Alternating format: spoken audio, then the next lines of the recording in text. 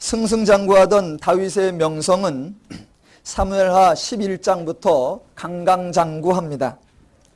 승승장구라는 말은 점점 더 나아진다라고 하는데 그 반대말로 점점 더 안 좋아지더라라는 말이 없어서 제가 하나 만들었습니다. 강강장구.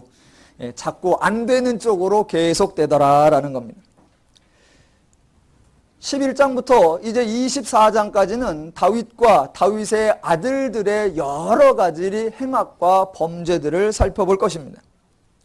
사람들은 한 사람이 잘 나가면 모든 것을 그 사람의 공로로 인정을 해줍니다. 전부 그 사람이 잘해서 그렇다고 칭찬 일색으로 영웅 만들기를 합니다. 그러나 우리는 다윗의 승승장구를 전혀 다윗의 지혜나 다윗의 용기로 보지 않고 하나님의 도우심과 하나님의 만들어 가심으로 살펴보았었습니다. 또한 사람들은 어떤 한 사람들의 상황이 나빠지고 안 좋아지면 그 사람의 잘못으로 모든 것을 덮어 씌웁니다. 그 사람의 행동이 잘못되었고 그럴 줄 알았고 이미 그런 문제들을 내포하고 있었다고 다 마녀사냥식으로 몰아갑니다. 우리는 또한 앞으로 살펴볼 다윗의 행동과 그 아들들의 행동도 그렇게 몰아가지 않을 것입니다. 다윗을 이해하기 위해서는 언제나 다윗의 위치와 역할을 잘 분별해야 합니다.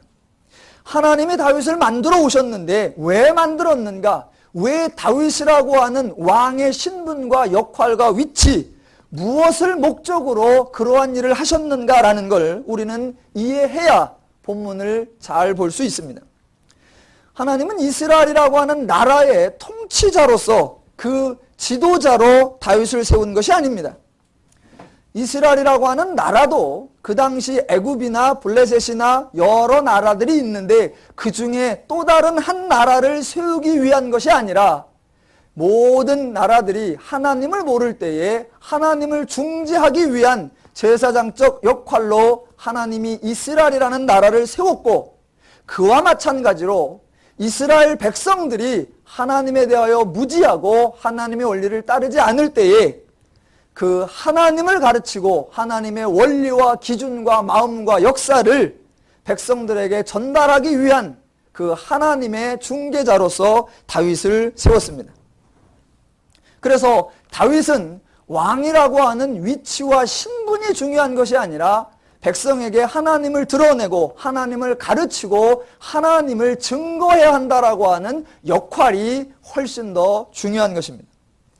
하나님이 다윗을 왕으로 세우면서 왕이라고 하는 그 왕의 위치와 신분에 관한 명령은 하나도 하시질 않습니다. 나라를 견고히 하라 없습니다. 국방을 튼튼히 하라 없습니다. 경제 성장을 이루어라 없습니다. 주택 문제를 해결하라 없습니다. 여당과 야당이 연정을 해서 정치적 안정을 꾀하라 그런 거 하나도 없습니다. 그리고 금지하신 것과 명령하신 것이 있는데 금지한 것에는 왕이 되면 달리는 말을 많이 두지 마라, 은금을 많이 두지 마라, 아내를 많이 두지 마라 라는 것이었습니다.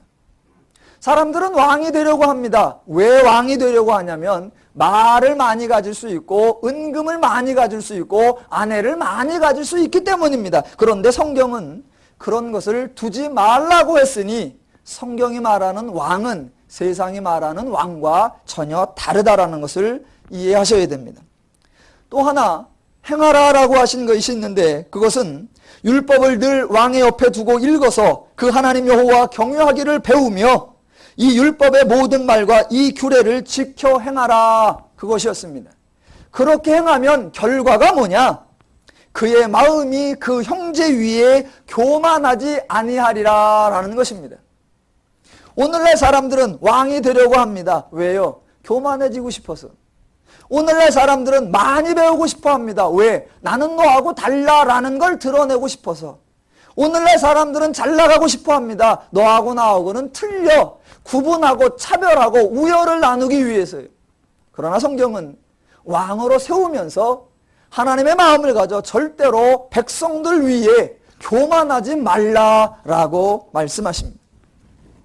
그러니까 다윗은 나라를 얼마나 튼튼히 하고 부강하게 했느냐 이런 것이 하나님 앞에 주목받는 것이 아니라 하나님의 말씀대로 하나님의 원리대로 행동하였느냐, 이것이 가장 중요한 것입니다. 그러면 정작 하나님이 세운 왕 다윗은 그 하나님의 명령을 얼마나 순종했을까라는 것을 확인해 봅니다. 오늘 본문 바로 앞에 12장 26절부터 31절에 보면 재미난 이야기가 나옵니다. 요압이라고 하는 장군이 전쟁에 나갑니다. 그래서 거의 다 성을 함락시키고 승리 바로 직전입니다. 그저 공격해서 승리해버리면 끝나는데 일단 수덥 다 이겨놓고 중지를 한 후에 왕을 부릅니다. 그리고 왕께서 오셔서 그 승리를 취하소서. 왜냐하면 내가 다 취해버리면 내가 잘해서 이겼다고 할지 모르니까 왕이 그 승리를 취하소서라고 합니다. 그래서 다윗 왕이 나옵니다. 그 성을 취하여 승리를 얻고 그 성에서 면류관을 갖다 씁니다. 자, 이러한 장면들은 세상에서 흔히 볼 수 있는 장면들입니다. 대부분의 사람들과 대부분의 조직들이 다 이렇게 합니다. 그때마다 말하기를 그래야 왕의 권위가 세워지고 그래야 왕권이 안정되고 그래야 나라가 견고해진다라고 말합니다. 예, 얼핏 일리가 있습니다. 그러나 하나님을 믿는 공동체, 하나님의 사람들은 이렇게 하는 것이 아닙니다. 하나님의 공동체의 특성은 모든 인간은 하나님의 공로, 하나님의 수고, 하나님의 노력, 하나님의 일하심의 결과로 사는 것이며 즉 하나님의 은혜로 사는 것이다. 하나님 이외에 그 어느 누구의 공로나 업적이 인정되지 않는 것, 이것이 하나님의 공동체의 특성입니다. 세상엔 영웅 만들기가 있지만 기독교에는 영웅 만들기가 없습니다. 세상에 일이 잘못되면 그 원인을 찾아내는 마녀사냥이 있지만 교회에는 일이 잘못돼도 누구의 책임이라고 하는 그런 마녀사냥이 없습니다. 하나님의 방식의 특성을 이해하셔야 합니다. 그래야 삽니다. 왜냐하면 하나님은 인간을 위해, 전적으로 인간을 위해 일하시는 분이기 때문에 인간을 압제하거나 인간을 누르거나 인간을 지배하는 분이 아니니까 하나님의 수고다, 하나님의 일하십니다, 하나님의 공로다 라고 하나님을 인정해도 괜찮습니다. 그 공로를 인정받은 하나님이 인간에게 따지거나 그 대가를 바라거나 그걸 명분으로 지배하거나 그렇지 않기 때문입니다. 그러나 인간은 인간 사이에 어떤 일의 성패에 대하여 업적이 드러나고 공적이 드러나고 공과 사가 나누어지기 시작하면 그 공동체는 깨집니다. 어떤 일이 되어졌을 때 많이 한 자, 적게 한 자, 잘한 자, 못한 자, 크게 한 자, 덜한 자, 이런 것들이 나누어지기 시작하면 그 공동체 내부에 평안한 마음과 자유로운 마음과 행복한 마음이 다 깨져버립니다. 그래서 하나님은 어느 누구의 인간의 공로를 인정치 아니하고 하나님의 수고와 하나님의 역사로 되었다라고 하는 그것만을 주장하십니다.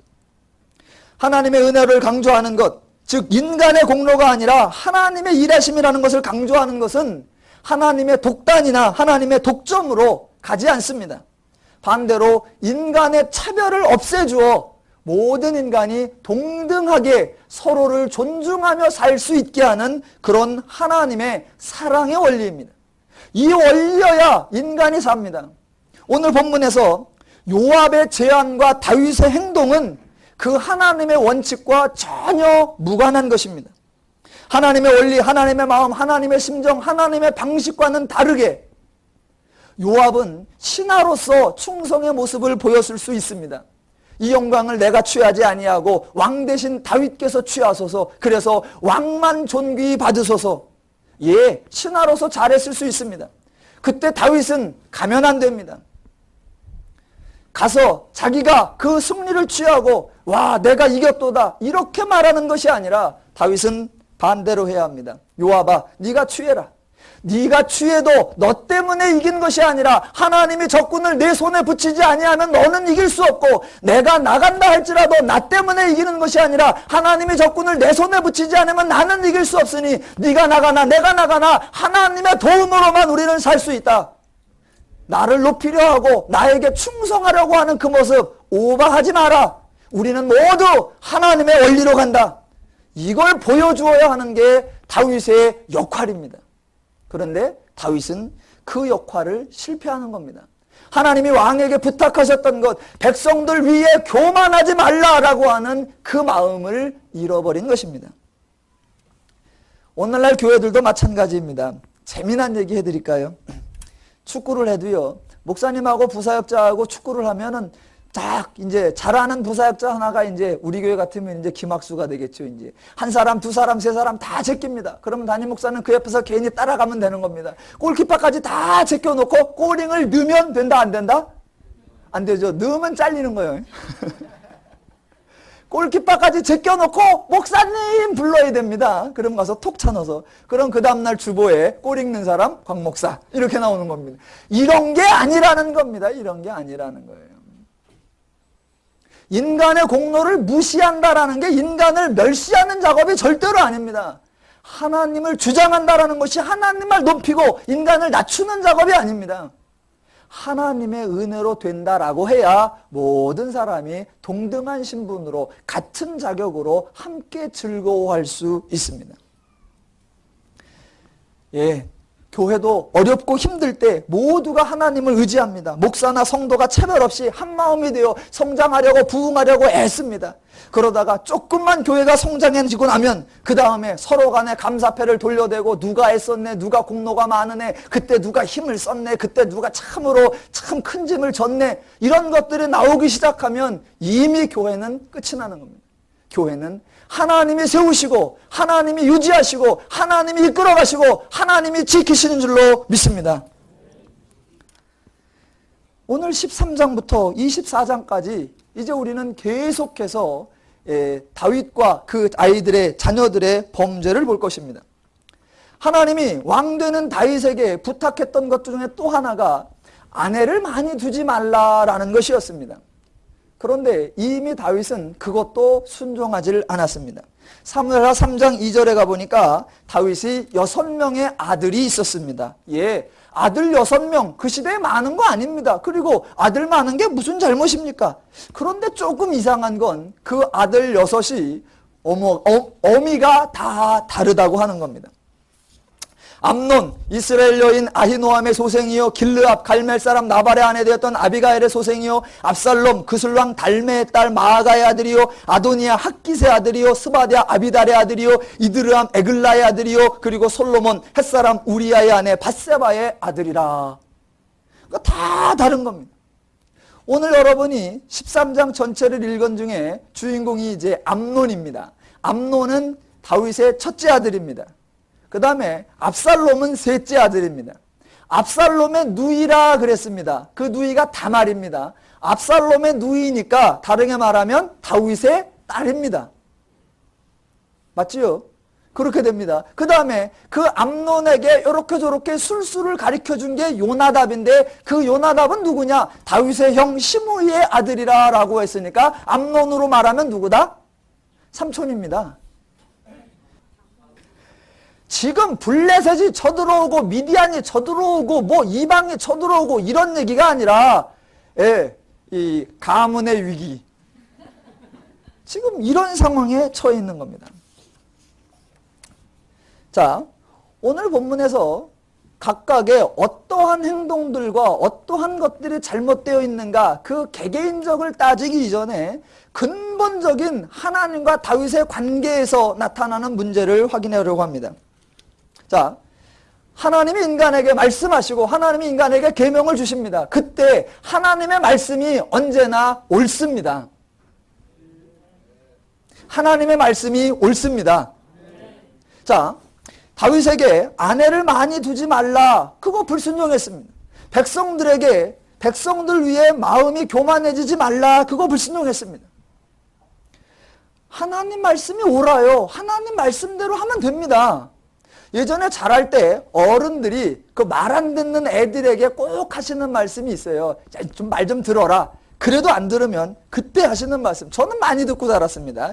야, 부모님 말씀을 들으면 자다가도 떡이 생긴다. 들어보셨지요? 예, 많이 들었습니다.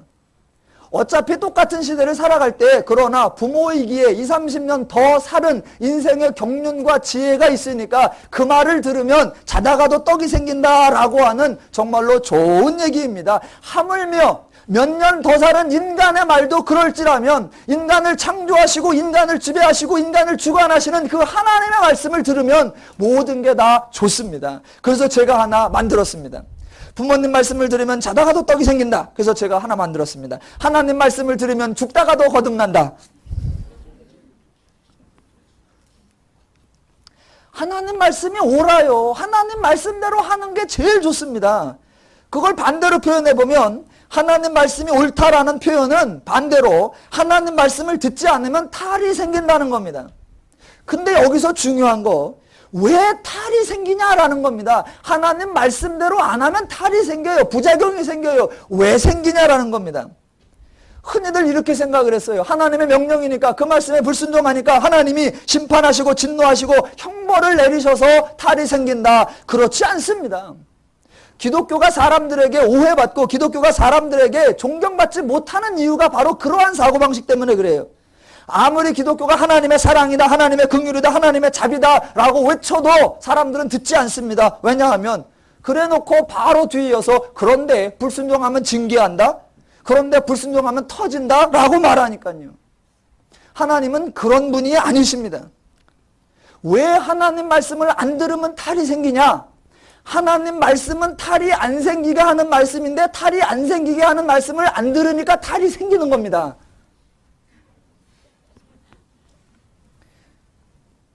이것도 쉽지만 더 쉽게 한번 예를 들어보겠습니다. 병원에서 의사 선생님이 있습니다. 요즘에 환절기가 되어서 일교차가 심하니까 저녁에 주무실 때 꼭 이불 덮고 주무십시오. 좋은 말입니다. 옳은 말입니다. 맞는 말입니다.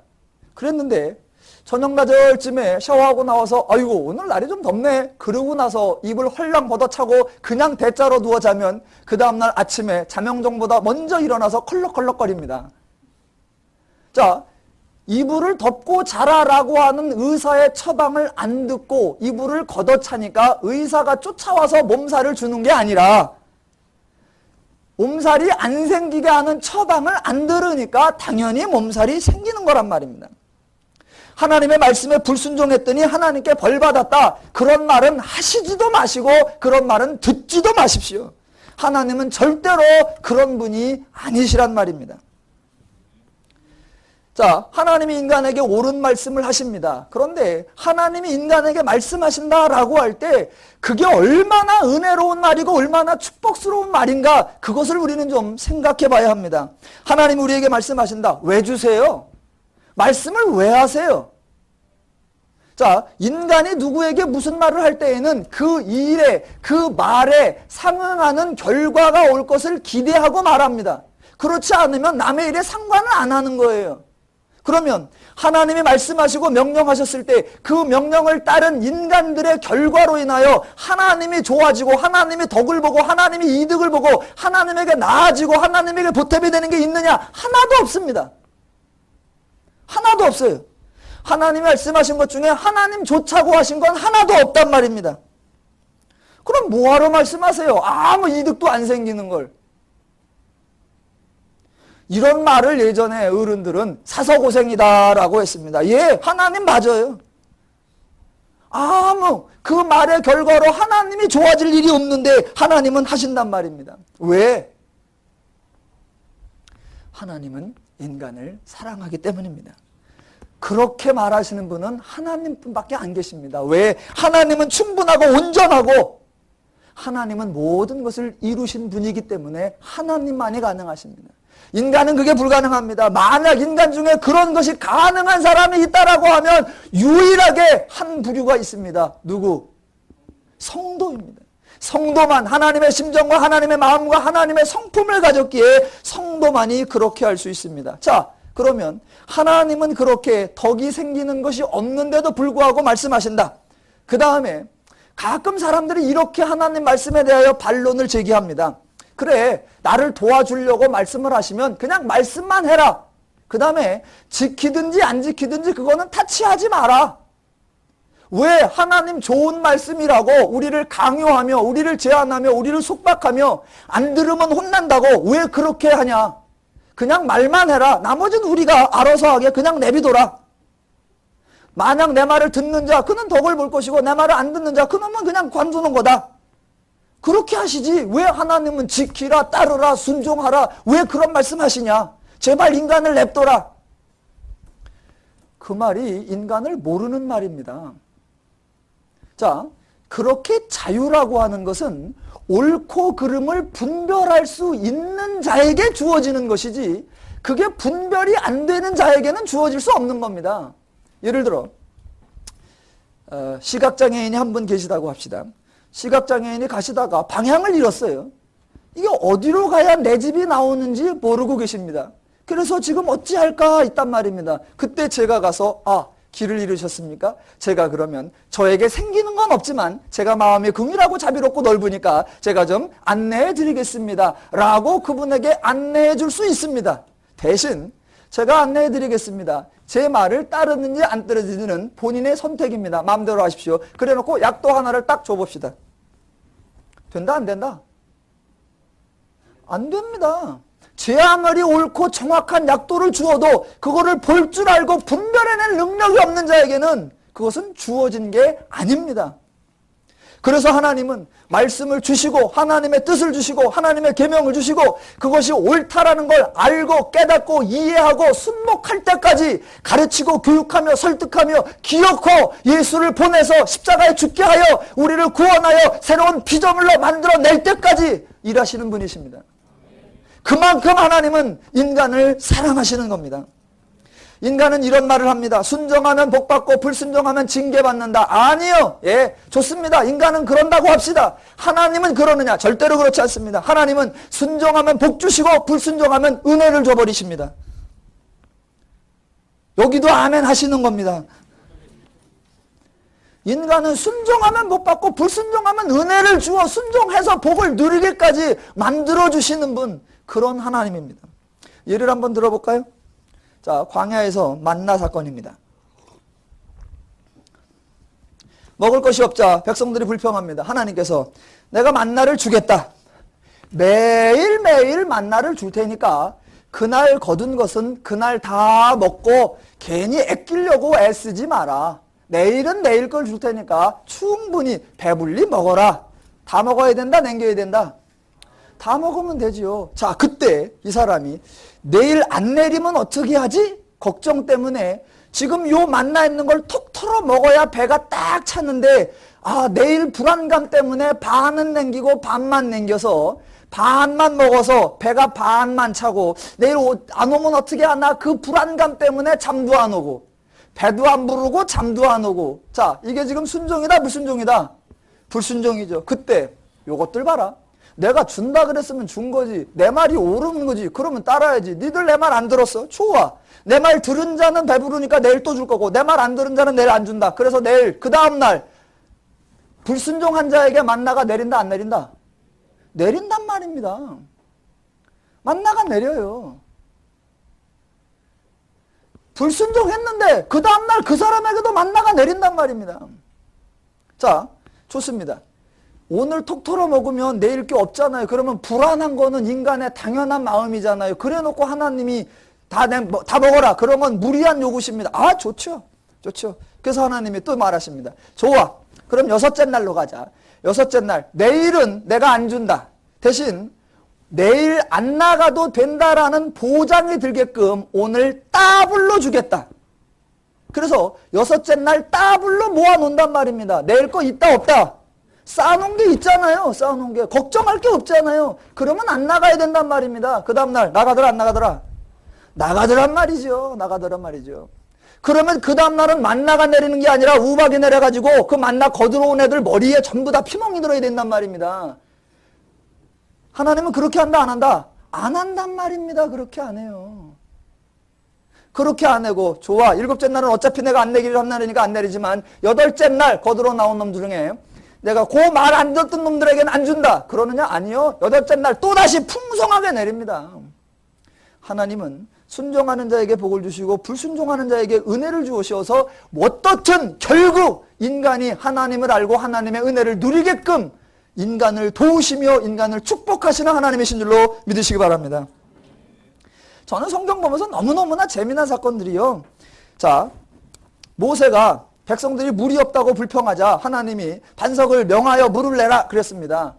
명하라고 그랬습니다. 치면 된다 안 된다? 안 되잖아요. 명해야 되잖아요. 근데 명해야 되는데 안 명하고 쳤단 말입니다. 치면 물이 안 나와야 돼요. 하나님 방법이 아니니까, 불순종이니까, 다른 걸 썼으니까. 그래갖고 돌멩이를 딱 치면 아유 손만 찌릿찌릿하고 물이 안 나와야 된단 말입니다. 근데 분명히 명하라 그랬는데 딱딱 치니까 물이 나온단 말입니다. 왜 나와요? 하나님도 뭐라고 시켰는지 잠시 혼동됐어요? 내 말을 안 들었을지언정 목마르잖아. 물은 먹어야 되잖아. 살아야 되잖아. 하나님은 인간을 도우시며 인간을 축복하시며 인간을 공급하시며 인간을 위하시는 사랑의 하나님이십니다.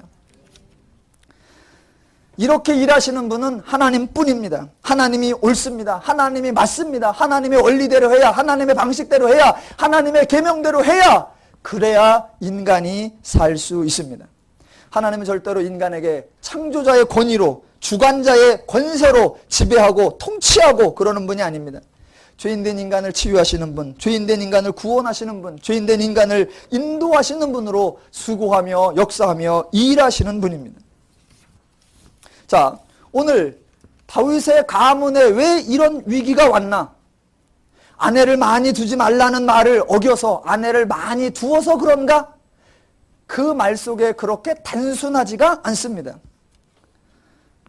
요즘에는 아내를 좀 본의가 아니어도 여러 번 뭐 남편도 마찬가지고 또 아이도 또 여러 아이가 있을 수 있습니다.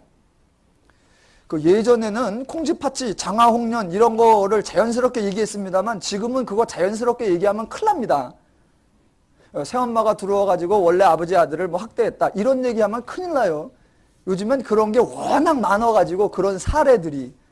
자, 지금 다윗이 아내를 많이 두지 말라는 말씀을 어기고 여러 아내를 두고, 그러니까 배다른 여러 형제들이 두어서 봐라. 그 배다른 형제들이 서로 형제끼리 사촌끼리 친척끼리 그런 거 아니냐. 바로 그런 게 문제였다. 아니요. 성경은 그렇게 말하는 것이 아니라 아내를 많이 두지 말라라는 말 속에 왕권이, 이 나라의 안정이 내가 생각하는 왕족의 흥왕함에 있는 것이 아니라 하나님께 있다라는 그 중심과 원리를 놓치지 말라라고 하는 겁니다. 아내를 많이 두었다라는 말 자체 속에 여러 아내를 두었다라는 문제가 아니라 그 왕권의 안정을 하나님께 두지 않았다. 즉 옳으신 하나님의 말씀, 맞으신 하나님의 말씀, 인간을 도우시고 인간에게 합당하게 하시는 그 하나님 말씀을 거부했다. 그것이 바로 화근이요, 그것이 바로 모든 문제가 발생하게 되는 원인인 것입니다. 여호와의 원리대로 살지 않았다. 그건 누구의 원리대로 사는 거예요? 죄의 원리대로 살았다는 거예요. 그 결과 여호와의 원수, 즉 사단의 회방거리를 받게 되어 있다는 것입니다. 자, 오늘 본문에서 제발 근시안적으로 초점을 낮추면 안 됩니다. 성도는 관점과 초점을 하나님적 차원으로 올려서 봐야 됩니다. 자, 저희 교회 앞에 교회가 하나 생겼습니다. 저희 아들이, 제 아들이, 누림교회를 너무나도 사랑하는 제 아들이 앞에 교회가 생기니까 제 아들 생각에는 그게 라이벌처럼 생각이 됐나 봐요. 왜 우리 교회 앞에 교회를 세웠지? 우리 교회 성도 뺏어가려고 그런 거 아니야? 우리 교회 성도 하나만이라도 뺏어가면 그 교회를 폭파시켜버릴 거야. 걔는 진심으로 하는 말이었습니다. 그때 그 말을 듣고 있던 어른들이 아이고 이놈의 자식 지 교회를 부지하게 사랑하는구만. 아유 교회에 대한 애착이 대단하구만. 아이고 참 기특하구만. 이라고 해야 된다 안 해야 된다? 그러면 안 된단 말입니다. 자, 하나만 더 할게요. 집에 위인전 책을 읽으라고 그랬더니 정말 안 읽습니다. 그런데 아주 용돈을 빌미로 해서 읽으라 그랬더니 한 권을 읽었는데 그 주인공이 누구냐면 안중근이에요. 안중근. 다 읽고 나서 자, 안중근이 참 훌륭한 위인이지? 그랬더니 제 아들놈이 아빠 궁금한 게 있어. 뭔데? 왜 안중근이 위인이야? 내가 물었지 지가 물었나? 왜? 그랬더니 하는 말, 안중근이 사람을 죽였잖아.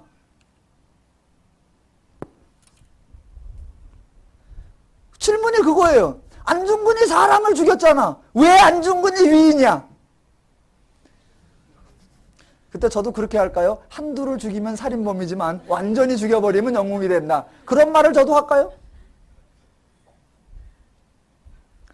기준을 적용을 잘해야 된단 말입니다. 기준을. 근시안적으로 요 초점에서 요 관점으로 요 기준에서 요 폭으로 보면 안 됩니다. 성도는 하나님 심정, 하나님 마음, 하나님 기준을 가진 자에게 하나님적 차원에서 하나님적 관점에서 하나님의 수준에서 보아야 한단 말입니다.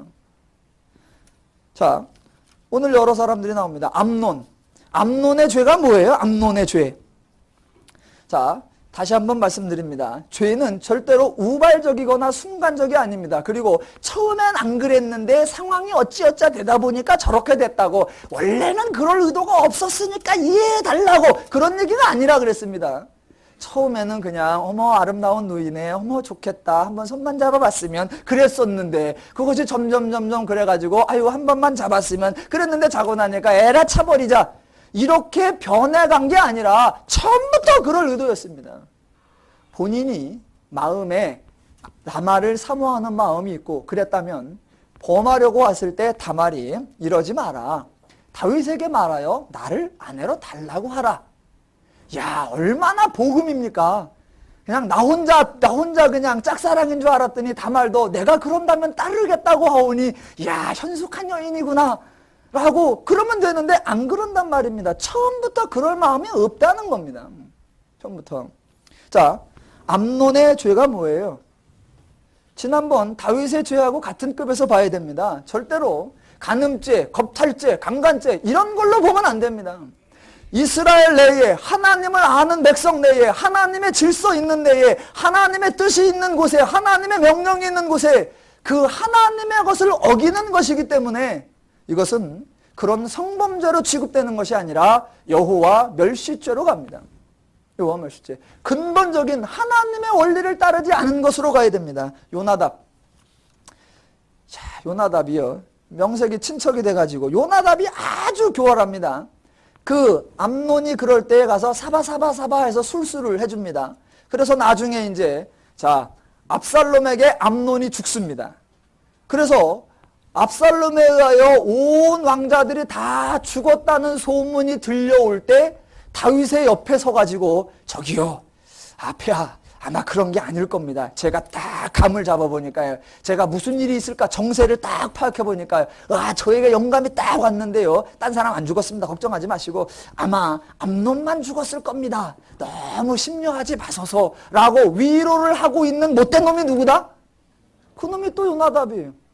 지가 그걸 어떻게 알았어? 통찰력이 있어서? 정세 판단이 빨라서? 아니요. 지가 꾸민 짓이니까 알지.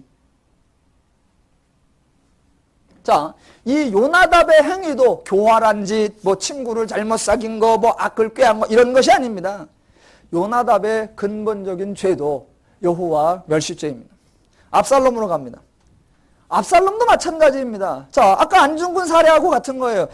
압살롬이 잘한 거예요? 잘못한 거예요? 압살롬하고 다윗하고를 같이 봅시다. 자, 압살롬은 자기 누이가 겁탈을 당하니까 이런 일은 있을 수 없다 그래서 그 범행자인 암논을 죽입니다. 자기 누이에 대하여 그런 심정이 있다라고 하면 애비된 다윗은 얼마나 더 해야 돼요? 다윗은 다말의 애비잖아요. 그러면 더 열받고 더 거품을 물고 이런 일은 있을 수 없다라고 더 날뛰어야 되는 게 압살롬이다, 다윗이다. 다윗이어야 된단 말입니다. 다윗이어야 된단 말입니다. 그런데 압살롬은 그렇게 흥분해서 그 죄 지은 자를 처형해버리는데 다윗은 아무 얘기가 없습니다. 자, 다윗은 다말을 범했다라고 하는 암논의 행동에 대하여 암논을 불러 책망하는 게 나온다, 안 나온다? 안 나옵니다. 자, 압살롬이 암논을 죽이자, 그리고 압살롬이 도망가 버리자 다윗이 이런 일은 있을 수 없다. 어떻게 한 번에 불상사가 일어날 수 있지만 이거는 완전히 음모다. 이런 일이 더 이상 있어갖고는 우리 가족의 씨가 마르겠구나. 압살롬을 잡아들여라. 나온다, 안 나온다? 전혀 안 나옵니다. 그러면 자, 다말 사건에 의하여 원수를 갚은 압살롬이 잘한 거예요? 아무 소리도 안 한 다윗이 잘한 거예요?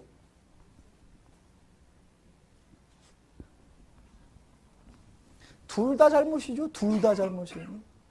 그러니까 압살롬의 죄도 여호와 멸시죄로 가고 다윗의 죄도 여호와 멸시죄로 갑니다. 우리들은 다 따르게 해요. 다 다르게.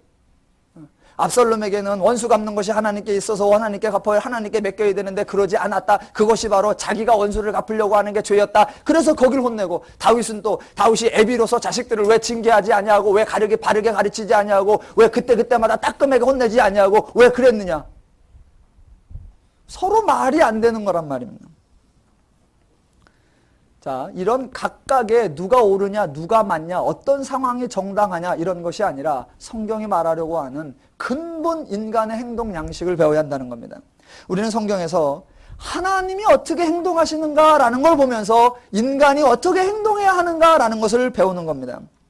인간이 잘못했을 때 하나님 어떻게 다루셨습니까? 너 잘못했지? 죄에 대한 대가를 받아야 돼. 죽어라! 라고 죽이셨습니까? 아니요. 너 죄인이구나. 아이고 죄한테 넘어갔구나. 불쌍하고 가련한 거 쯧쯧쯧 어떤 걸로 하자 그랬습니까? 아니요. 하나님은 그렇게도 안 하십니다. 지난번 다윗이 범죄했을 때 죄인이 그렇지 뭐 통과했느냐? 아니요. 죄인이 그렇다는 걸 알지만 하나님은 그냥 안 넘어가십니다. 다윗을 불러서 네가 행동한 것이 죄라는 것을 지적하고 어떻게 해야 달라질 수 있으며 어떻게 해야 변화되는 것인가 그런 것을 알려주는 것입니다. 그리고 죄라고 지적을 하고 죄지 또 고백하지 인정하지 그러니까 혼나 그렇게 징계를 받으면 또 그 사람은 못 산단 말입니다. 죄라고 지적을 해서 징계를 하면 징계 때문에 못 살고 죄라고 지적을 하고 냅둬버리면 계속 그래서 못 살고 그래서 이러한 인간의 문제들을 가지고 하나님께서 근원적으로 치유하시는 게 이 인간의 죄 문제가 해결되지 아니하고는 어느 것도 달라질 수 없다. 그래서 예수 그리스도가 와서 우리를 새로운 피조물로 새로운 존재로 하나님의 원리와 성품과 마음을 갖는 자로 하나님께서 변화시켜 주시는 겁니다. 자, 하나님의 말씀이 옳고 지금 다윗은 또는 다윗의 모든 가족은 또는 이스라엘 백성들은 하나님의 오르신 말씀, 인간을 행복하고 자유롭게 평화롭게 하시는 그 하나님의 원리를 따르지 않았기에 하나님께 받는 징계가 아니라 죄의 현상들과 죄의 결과들에 허덕이고 있는 것입니다. 자, 세상에서는 사람들이 죄를 못 짓게 하려고 애를 씁니다. 세상에서는 사람들로 하여금 죄를 못 짓게 하고 성경에서 하나님은 인간으로 하여금 죄를 안 짓게 만드십니다. 세상은 못 짓게 만들려고 하고 하나님은 안 짓게 만들려고 합니다. 이 차이가 있습니다. 자, 죄를 짓지 못하게 하는 것은 근본적인 문제가 해결된 것이 아닙니다. 문제가 해결되지 않습니다. 그러면 문제가 있으니까 이 문제 때문에 죄가 발생하는데 문제를 해결시켜주지 않고 죄만 짓지 말라고 하면 말이 안 됩니다. 그런데 세상은 문제가 있다고 그래서 죄를 짓는 걸 어쩔 수 없다고 봐주자니 또 문제가 발생이 되니까 안 된다고 말하는 겁니다. 안 된다고 말하는 건 네 상황이지 문제 속에 빠져 있는 사람은 안 된다고 안 할 수가 있냐 말입니다. 그러니까 하려고 한단 말입니다. 어떻게 막느냐? 죄를 지었을 때 형벌을 세게 한다라는 것으로 못하게 막아내려고 합니다. 줄어들지 않습니다. 절대로 막아지지 않습니다. 인류 역사가 증거합니다. 하나님은 그런 방법을 안 쓰십니다. 하나님은 인간으로 하여금 죄를 못 짓게 하시는 게 아니라 죄를 안 짓게 하십니다. 죄를 안 짓는다라는 것은 죄를 지을 필요가 없다라는 것입니다. 왜? 인간의 문제를 해결하시고 인간의 필요를 공급하시고 인간에게 보장과 약속과 축복과 그 모든 것을 다 제공하셨기에 인간이 죄를 지음으로 얻어낼 것이 없고 인간이 죄를 지음으로 획득할 것이 없고 인간이 죄를 지음으로 나아지거나 개선될 것이 없다라는 것을 하나님이 다 완성하시고 이루시고 성취하시고 깨닫게 하시고 이해하게 하시고 삶 속에서 체험하게 하시고 그래서 더 이상 죄를 질 이유가 없지 라고 하시는 겁니다. 여러분에게 질문하겠습니다. 여러분은 요새 죄를 못 지으세요? 죄를 안 지으세요? 3번도 있습니다. 그냥 확 지으세요.